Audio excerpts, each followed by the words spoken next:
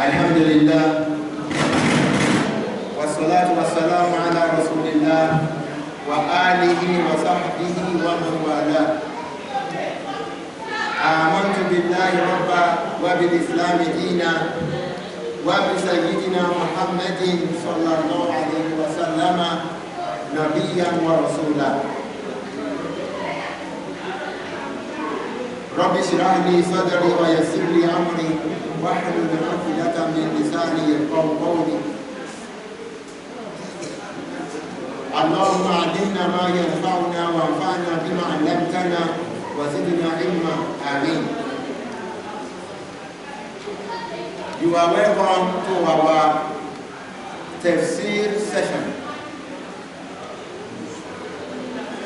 of this Ramadan month. In the last sitting, we explained verse 165. Today,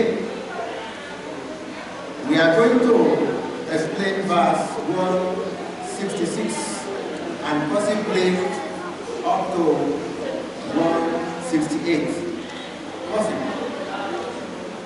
That depends on the time. Because we don't want to spend up to 1 hour on. Therefore, I will call on Brother Abdul-Hamid, our teacher, to recite that verse before his student Ibrahim Al-HUDA will also recite it. Now,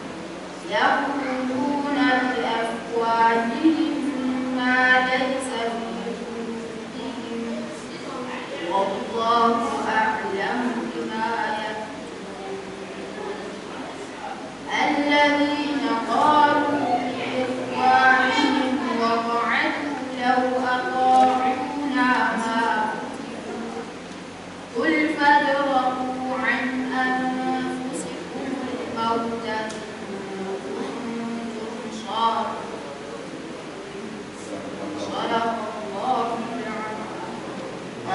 بالله من الشيطان الرجيم وما أصابكم يوم التقى الجمعان فبإذن الله وليعلم المؤمنين وليعلم الذين نافقوا وقيل لهم تعالوا قاتلوا في سبيل الله أو ادفعوا قالوا لو نعلم قتالا لاتبعناكم هم للكفر يومئذ أقرب منهم للإيمان يقولون بأفواههم ما ليس في قلوبهم والله أعلم بما يكتمون الذين قالوا لإخوانهم وقعدوا لو أطاعونا ما قتلوا قل فادرؤوا عن أنفسكم الموت إن كنتم صادقين صدق الله العظيم. All these my readers, if you know how you should be following me well, by the time I want to recite the last word or two words, you recite together with me. That is, قُلْ فَادْرَوْا عَنْ أَنفُسِكُمُ الْمَوْتَ إِن كُنتُمْ صَادِقِينَ. You recite it together like that. Now, the last verse informed us that being a Muslim does not necessarily mean that a Muslim will not be having problems.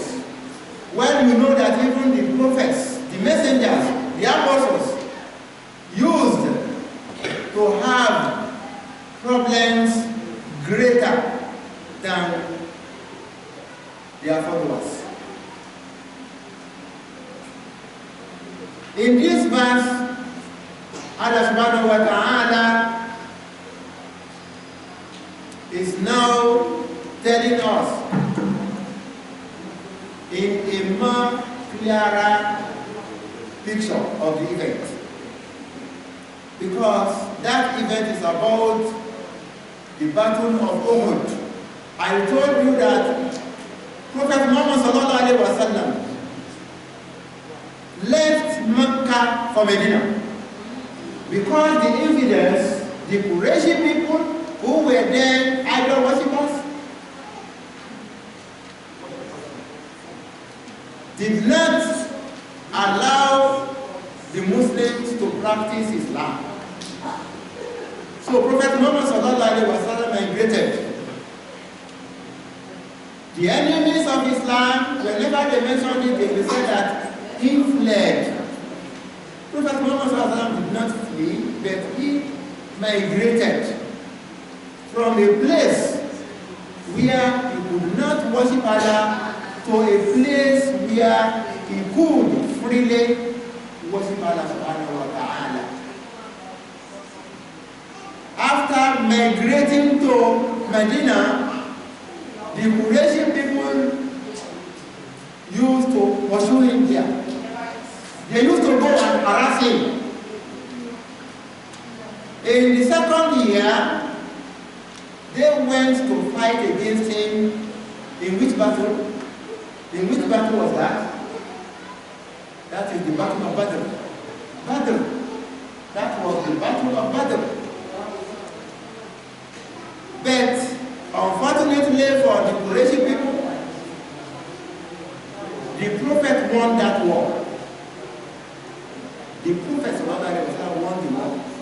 And many chiefs of Makkah were killed, and many were taken as prisoners of war, captives in the hands of the Sahaba. That one angered and annoyed the Quraysh to still go back on the third year to win another war against the Prophet sallallahu alaihi wasallam. And that is the event Allah subhanahu wa ta'ala is referring to. That is the battle of Uhud. The battle of Uhud. Allah is saying here, وَمَا أَصَابَكُمْ يَوْمَ الْتَقَى الْجَمْعَانِ.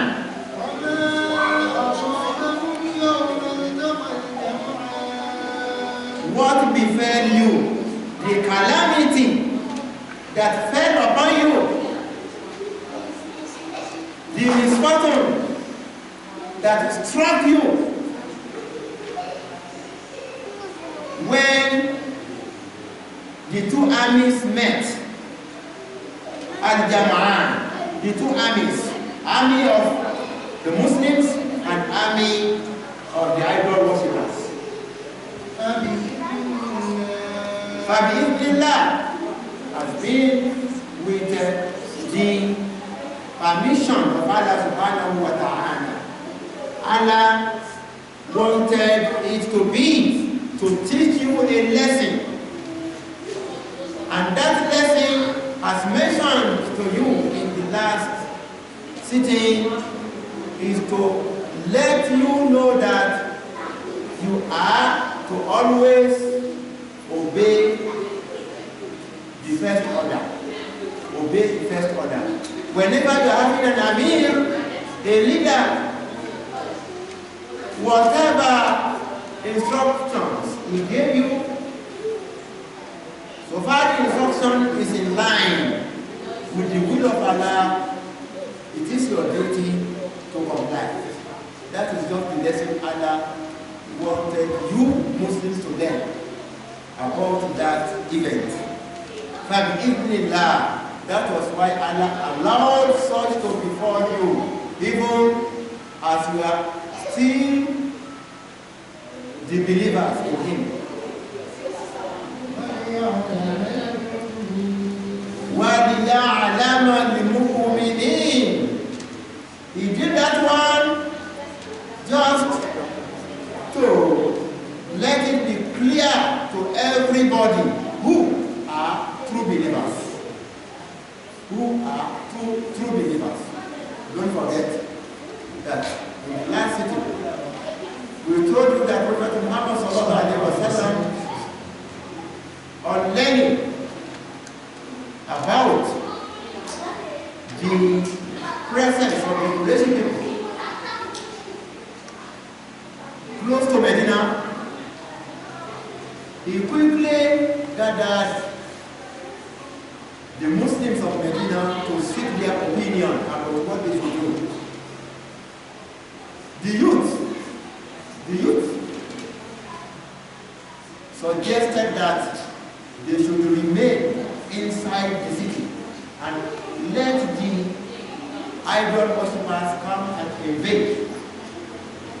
Just like that. The elders had the opinion of going out, but not all the elders. There were some elders who were opposed to going out. They told the Prophet, whenever invaders come to attack us, we always want the war.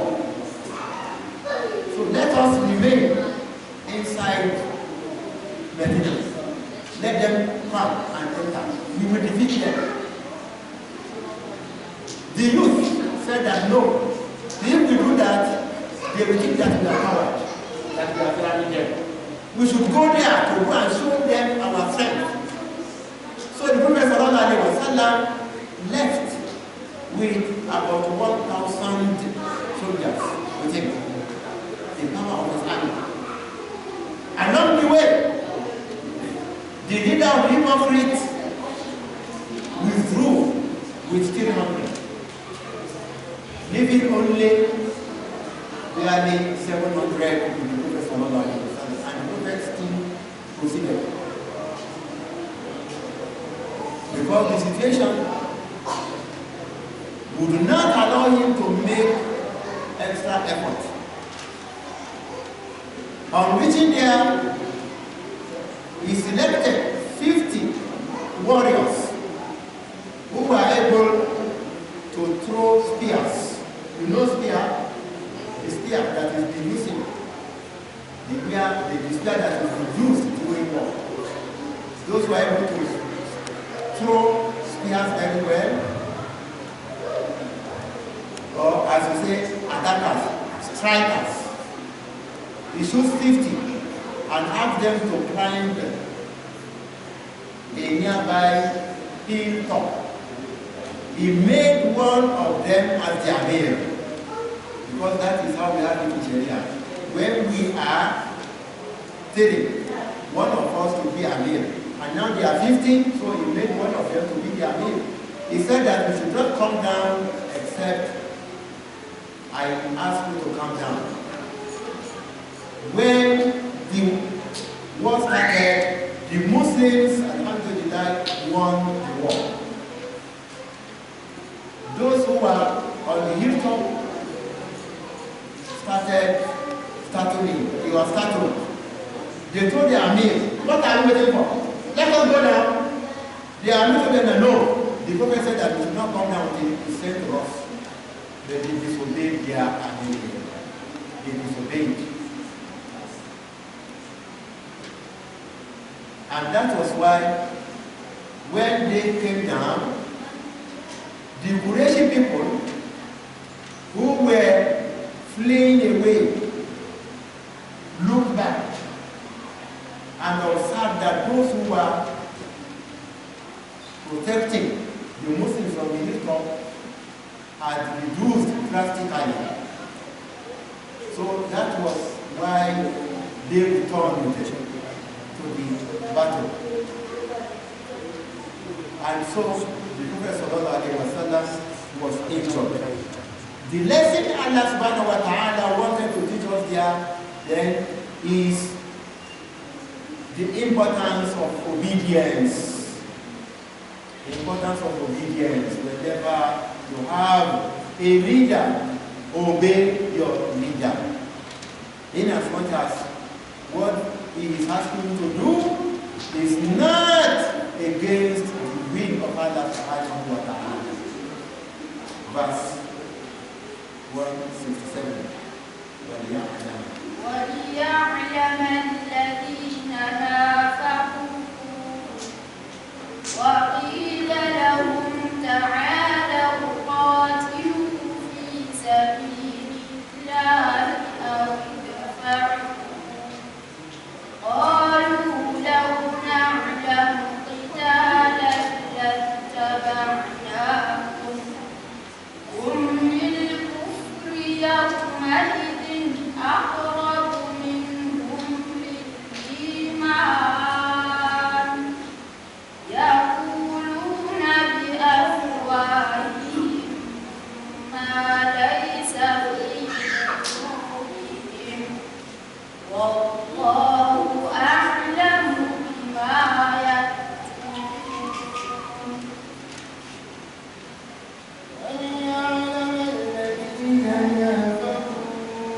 وَلْيَعْلَمَ الَّذِينَ نَافَقُوا. Allah subhanahu wa ta'ala allowed that misfortune of the Quraysh people injuring you and winning the battle, even when you already won, just because Allah subhanahu wa ta'ala wanted to make the hypocrites evident. He wanted to let it be known that there are hypocrites among you, those who are not ready to obey Allah and His Messenger.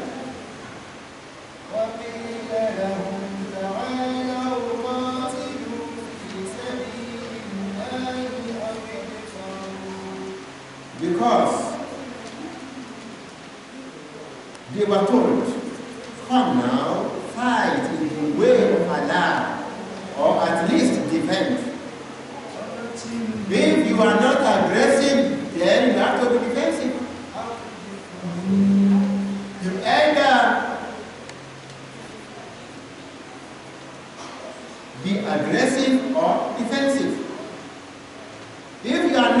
one to go and face the enemy, then be the one to be a defender, defending. Whenever they have been told this, all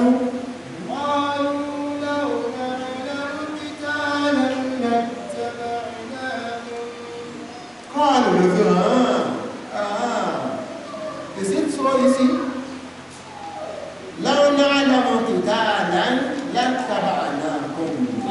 If we had known there would be a fighting, we would have followed you. You see? People who left Medina city to the venue, to the war front of Uhud, but now withdrew along the road. They were being blamed for doing so. They said, no, we did not know that we were going to a war now. We didn't know. We didn't know that we didn't know that we were going to a war. Had we known, we would have joined you. If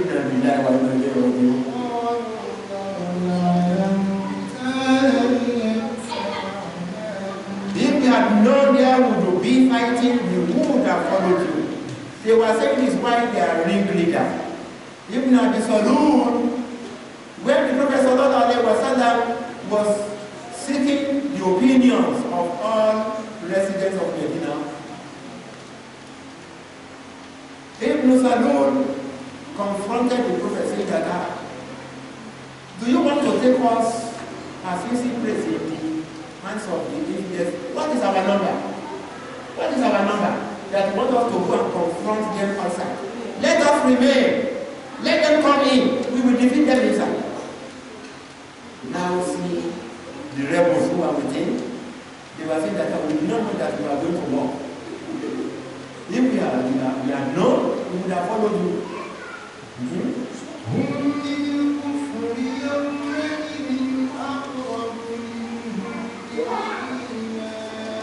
They were actually nearer to disbelief that day than to faith.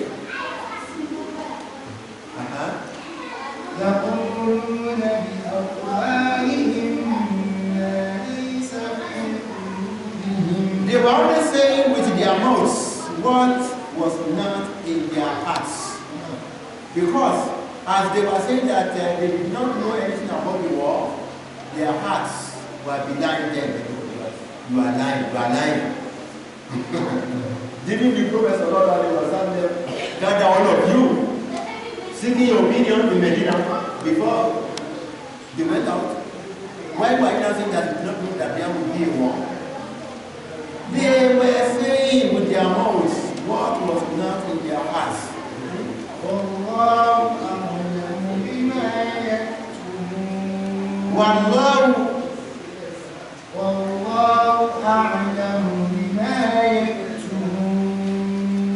See the wording Allah used in this place. Allah doesn't say Allah knows, no. But he said that he is the most knowing of what they conceal. The most knowing. What they were concealing could not be revealed to the companions, but Almighty Allah knew everything. They were residents with the Prophet ﷺ in Medina, and their aim is to frustrate his da'wah. They wanted Islam to die. Because as you know, before Prophet Muhammad ﷺ emerged in Medina, the people of Medina were planning the enthronement of that man, Ibn Abi Salul, as king. But when the Prophet ﷺ sallallahu alaihi wasallam migrated to Medina, people dropped that plan. They dropped the plan of making Ibn Abi Salul a king. So, with that, he turned into an hypocrite. He said, the majority have carried the vote, so that's what I am also a Muslim now. He said he embraced Islam with the aim of spoiling the show of the Prophet from inside, because he is an insider. The Quraysh people who came from Mecca were outsiders. Ibn Abi Salul and the rebels who were with him were insiders with the companions. Whatever decision the Prophet ﷺ took, they knew about it. Whatever the Prophet ﷺ decided as strategies for the war, they knew about it. And so they wanted to frustrate the Prophet ﷺ.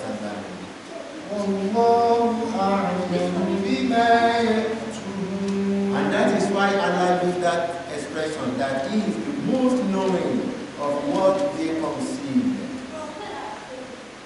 Verse 168. Now. الذين قالوا لإخوانهم وقعدوا لو أطاعونا ما قتلوا قل فادرءوا عن أنفسكم الموت إن كنتم صادقين.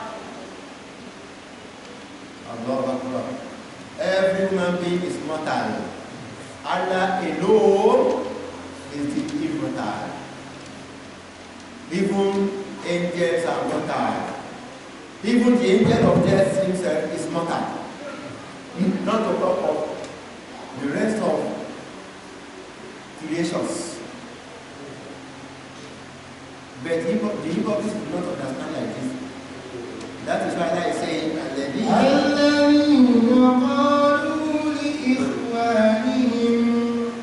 those who told their brothers, those who said about their brethren,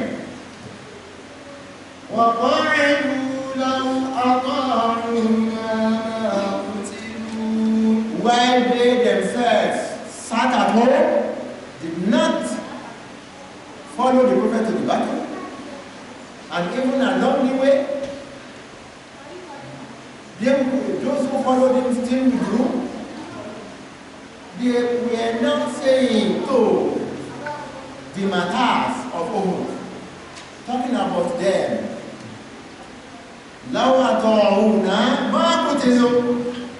If they had obeyed us, they would not have been killed. We advised them against following Muhammad to that battle, but they did not listen to us. You can see.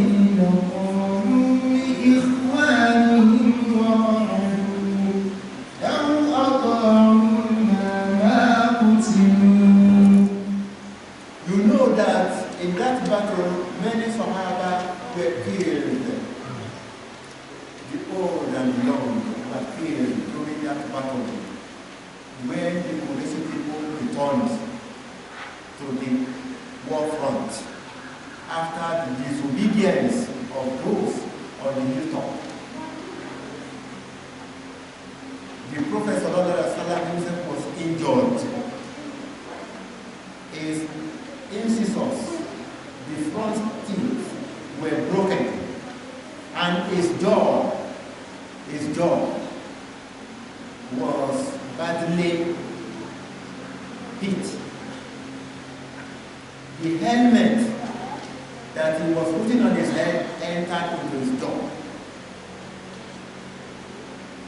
Maybe some of you do not understand the meaning of that. If it is an ordinary needle that enters into your body, you know how you fail. Not to war of something big and hard.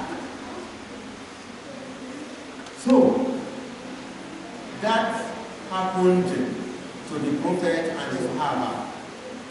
And if you do not forget, we already told you that when the battle was very fierce, the Prophet was trying to climb the mountain, Mount Uhud, to go and hide himself somewhere there. But unfortunately, as he was climbing, he slipped and he dropped into a hole there, into a cave there. And Allah used that one to save him. Before that, the Quraysh people centered their weapons on the Prophet. Many companions, the men especially, became weak. And the women were those who were defending the Prophet. Women whose initial mission was not to engage in war, but to take care of the wounded soldiers. But they themselves now became warriors, defending the Prophet. But the Prophet survived together with some of his companions. There is another issue that will come up later.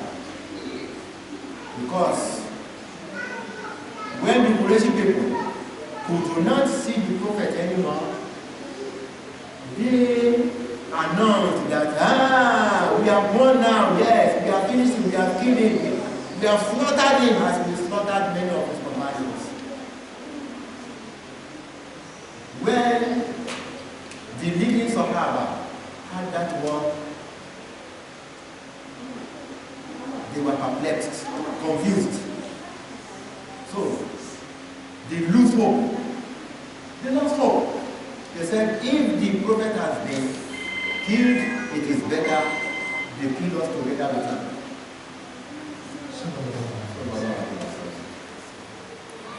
And Allah subhanahu wa ta'ala blamed them for doing that. That story is coming. That story is coming. So, Allah subhanahu wa ta'ala blamed them for losing hope based on the announcement of the Quraysh people. But what we are saying here is that the hypocrites were saying other than what is in their hearts.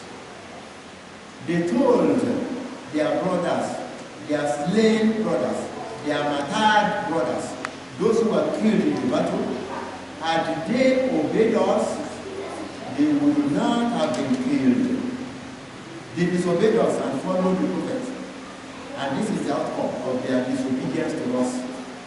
You know, it will be very bad when it is an evidence that will now be saying that a Muslim did not obey him, and so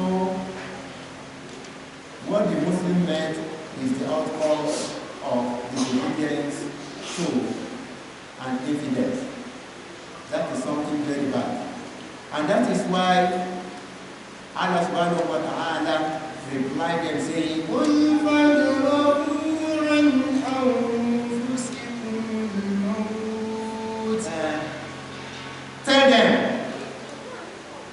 tell them, if that is the case, then you prevent and protect yourselves against death. Are you not going to die?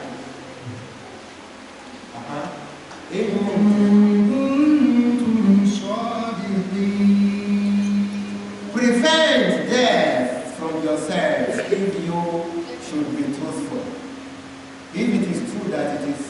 disobeying you and following the prophet that caused the matador of those people, then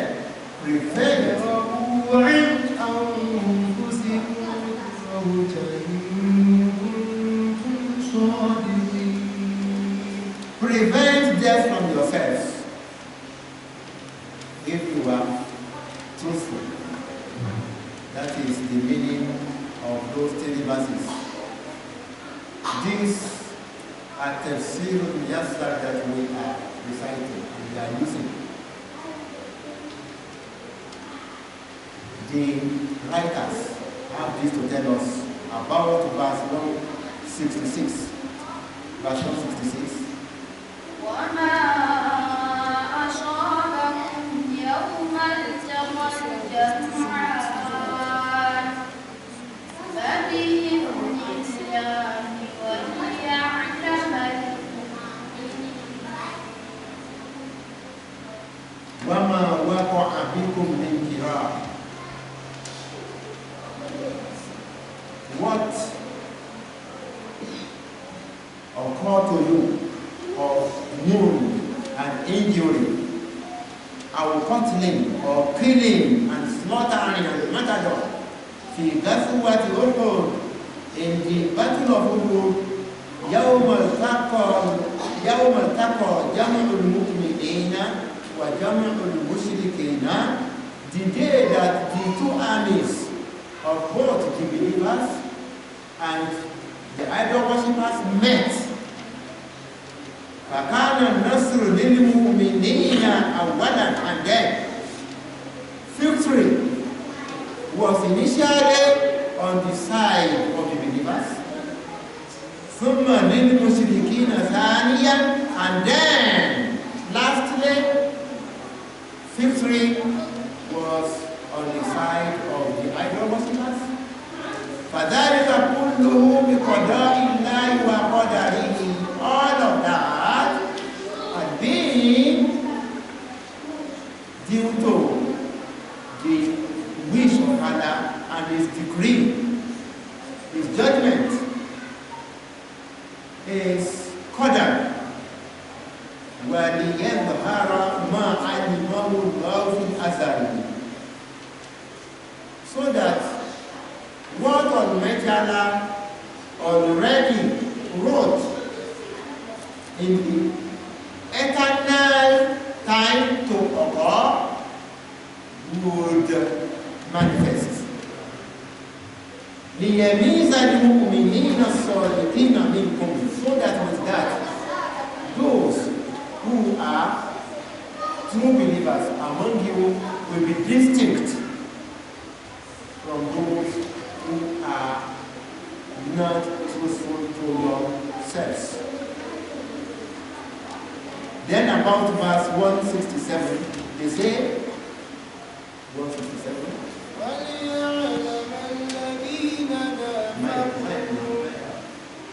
وقيل لهم تعالوا قاتلوا في سبيل الله أو ادفعوا قالوا لو نعلم قتالا لاتبعناهم هم للكفر يومئذ أقرب منهم للإيمان يقولون بأفواههم ما ليس في قلوبهم والله أعلم بما يكتمون. The writers of Tafsir say here about verse 167, وَلِيَعْلَمَ الْمُنَافِقِينَ. Allah wants to make it clear that there are hypocrites, الَّذِينَ كَشَفَ اللَّهُ مَا فِي قُلُوبِهِمْ, those that Almighty Allah wanted to discover what is already in their hearts. Allah will uncover what was in their hearts. But you people who do not identify them, Allah wanted you to identify them. حين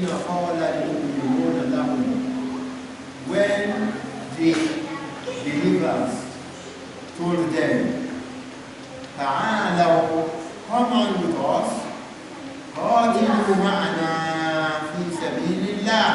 Let us all together fight in the cause of Allah to help Islam. أو كونوا عونا لنا, or at least come and increase our number in the battle. Because when warriors are much, their enemies will also fear. Am I correct? Right?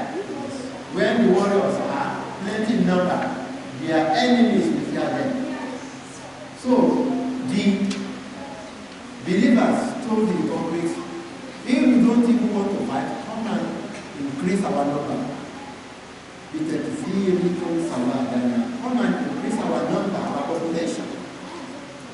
فقالوا, but the hypocrites said, لو نعلم أنكم تقاتلون أحدا, if we had known that you would be fighting against anyone, لكنا معكم عليهم, we would have joined you against them. هم للكفر في هذا اليوم أقرب منهم للإيمان. They were closer to infidelity than to Iman on that particular day. لأنهم يقولون بأفواههم, because they were just saying with their mouth, ما ليس في قلوبهم, what was not in their hearts. والله أعلم بما يخفون في صدورهم, but Allah knows better what they hide and conceal in their chests. Verse 168. الذين قالوا لإخوانهم وضعوا لو أطاعونا ما قتلوا قل فادرءوا عن أنفسكم الموت إن كنتم صادقين. The writers of this Tafsir just say here about verse 168. هؤلاء المنافقون, these hypocrites, هم الذين قعدوا, are those who retarded, who sat back, who withdrew. وقالوا لإخوانهم, and then told their own brothers who followed the prophet to that battle, الذين أصيبوا مع المسلمين في حربهم المشركين يوم أحد. Their brothers who followed the prophet and were injured together with the faithful Muslims in their war against the idol worshippers during the battle of Uhud. They told them and spoke about them, because some of them were killed while some of them were just injured. They were not saying about them. لو أطعنا هؤلاء, had these ones obeyed us when we told them not to follow the prophet, ما قتلوا, they would not have been killed. قل لهم أيها الرسول, oh you apostle, oh you messenger, tell them, tell those hypocrites, reply them by saying, فَدِفَعُوا عَنْ أَنفُسِكُمُ الْمَوْتِ. If that is the case, you should also prevent death from yourselves. إن كنتم صادقين في دعواكم, if you are telling the truth in your false claim, أنهم لو أطاعوكم ما قتلوا, that if those people had obeyed you not to follow Prophet Muhammad sallallahu alaihi wasallam, they would not have been slain in the battle. وأنكم قد نجرتم منهم بقعودكم عن القتال, and that as for you, you remain alive because you you do not follow the prophet to that battle. That is not true. Because death is the death.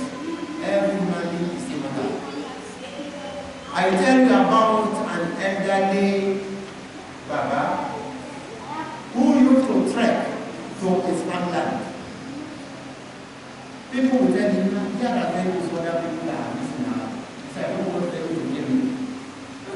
He will be trekking to his farmland, always. Could you believe that when his death came, a driver lost control of his vehicle and entered the house of that elderly person and killed him inside his room? Someone that had earlier been very fearful of using vehicle. A vehicle entered his room and killed him there. Because when the time of the death comes, death will catch on him wherever he is. That is it, as simple as ABC. We have mentioned a lot, and it will be wiser for us to just pause here and let the remaining explanation be made in the next sitting, inshallah. The lesson Allah told us here is what? That we should always obey our leader. And that is why, as good citizens of this country, as patriots, we have to love our government in the good they are doing. If they do something that is bad, what we have to do is what? To just advise them and then pray for them that Allah enable them to change. We are not to be causing them. You are not to be holding causes on your government. Because the Prophet ﷺ tells you that the best of your rulers are those who love you and you love them. They pray for you and you pray for them. While the worst of your leaders are those who hate you, you hate them, you curse them, and you curse you. So, our own should be prayer that Allah should enable those doing bad to repent and be grateful instead of cursing them. We should always remember that those who are in the point of power are also members of the same society. If they are not your immediate family members, then they are members of families of other people. They did not descend from heaven to govern us. The same society will boost them. That is why the duty of all of us is to now reform ourselves. We have to go and reform ourselves. Lord, let Allah enable us to repent from whatever bad we are doing. And Lord, let Allah change our country into a better one.